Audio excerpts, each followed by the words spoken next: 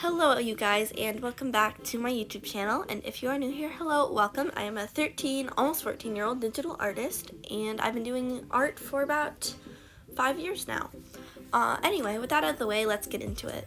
So for this piece, I decided to do another or some more characters from Wings of Fire Darkstalker Legends, because again, if you have not seen my last video, I did do Clearsight, and she was originally going to be, or no, I did White Out, but she was originally going to be Clearsight.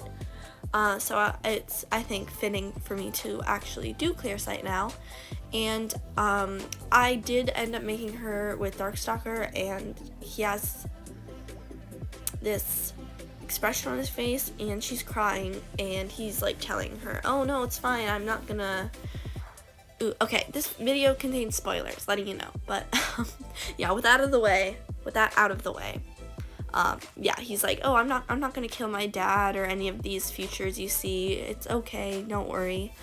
And I did make her wearing her moonstone earrings, even though I think I probably should have taken them off, because those have the spell on them to make her, not be able to see those bad futures with Darkstalker, murdering his dad and taking over the throne, killing the queen. But I did give her moonstone earrings so you can tell it's Clearsight, and I think I should have made it at least like cracked or something, just so you can tell that, the spell is no longer working. But for their general designs, I kept it pretty, like generic Nightwing, not much really special that that I would do differently with other dragons. I did give them spikes, and I don't actually give a lot of my dragons spikes. I mean, some of them, but I do like the look of no spikes, but I think it makes more sense. And I find Nightwings, they seem to have more spikes than other dragons, like Rain Wings or Sea Wings. I feel like Nightwings are more of they're more, I guess, of a traditional dragon, more like a traditional dragon rather than like a Sea Wing or a Rain Wing, which are branching out a little bit. You can see here for Darkstalker, I did change his expression a few times, and I was really experimenting with that. I was originally going to make him have this talking, happy-go-lucky expression, but I ended up that didn't feel very Darkstalker to me, so I gave him this thoughtful, I guess, expression, but you really still can't tell what he's thinking, and I think this is a lot more Darkstalker than what I was originally going to give him. And then, yeah, again, for his design, I gave him the little teardrop scale by his eye to signify that he can read minds. And I also did not really add any of the Icewing scales underneath his wings. And I also didn't add stars beneath their wings, mostly because I didn't really think about it, and I don't know, I didn't think about it is my honest answer. But I did give him some white Icewing scales just down his neck area, because I tried giving him some Icewing scales underneath his wings like it's described in the book, but it was just really not looking how I wanted it to look. And I struggled less with their coloring than I did last time, but I did look at a lot of Pinterest references about how other artists draw Nightwings, and I realized that they're a lot more grayscale in color. Like, there's a lot of like purples, but they're more like lavender gray tones that are a little bit darker.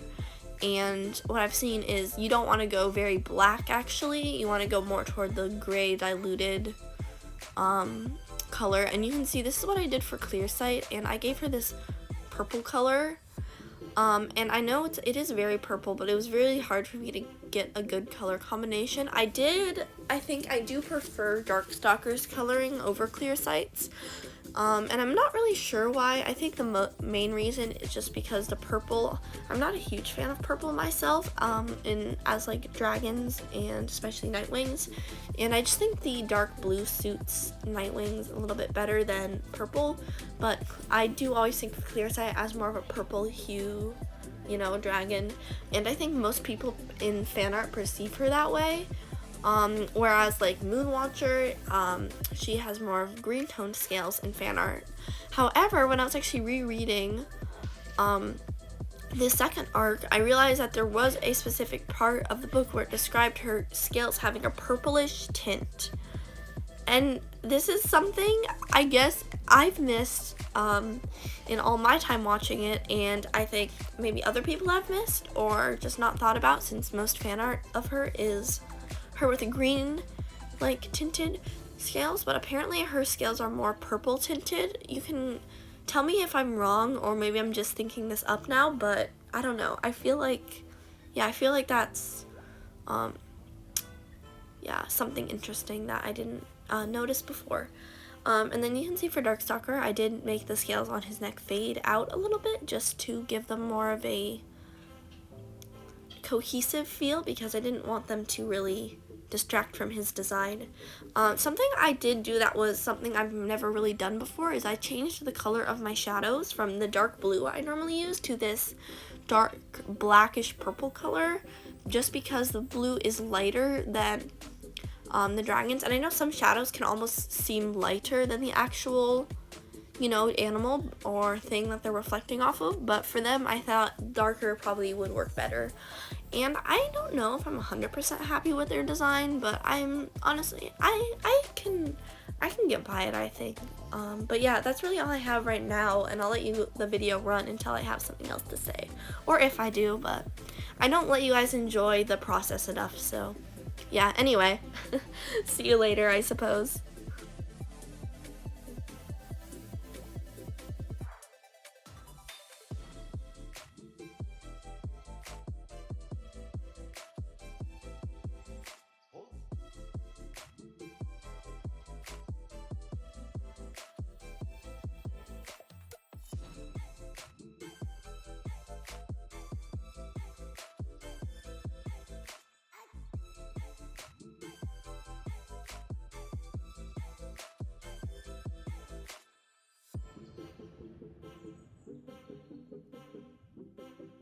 I think that's really all I have to say, but anyway, I really hope you guys enjoyed, and if you did, please leave a like and subscribe. I'm trying to get 50 to 50 subscribers, and we're so close. So anyway, see you guys next time, and yeah, goodbye. Hope you have a good rest of your day or night.